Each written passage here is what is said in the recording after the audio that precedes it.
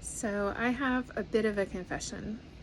I've been previously working 50 to 60-hour weeks for years, about 8.5 years.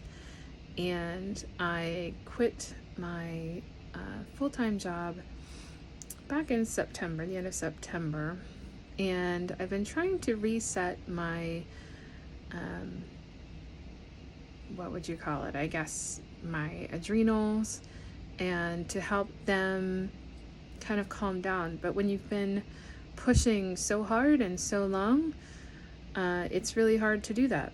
So while initially I was kind of in overwhelm and it was very easy to slow down and,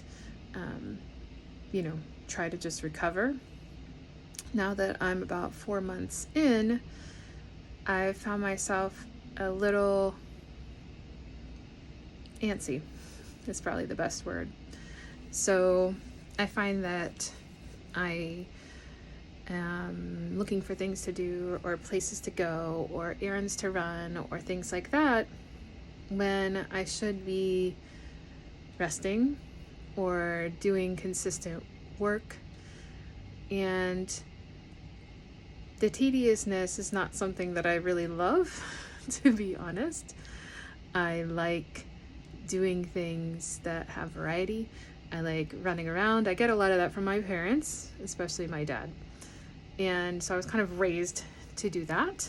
And so it's been very challenging when I'm very clear that the message that I'm being given is that I do need to stick with this, and I do need to be focused on my own business and doing the things that are important for my goals and my dreams, rather than just being busy or supporting someone else's dreams. And so again, it's not easy, and I don't really have any amazing solutions. I'm really just sharing to say that, if you're somebody like me who is kind of always on the go and doing, you're not alone. And it is about just staying in the moment, breathing through the discomfort, and reminding yourself that it's okay. You're not lazy if you're not constantly doing, right? That's another message that we tell ourselves, that we're lazy. We're not productive if we're not constantly doing.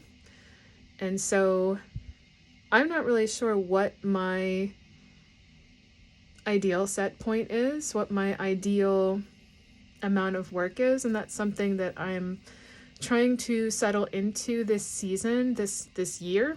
It's been very clear to me that one of the messages for 2024 for me is to really be more in the feminine, to allow, and to not constantly be driving and doing and creating.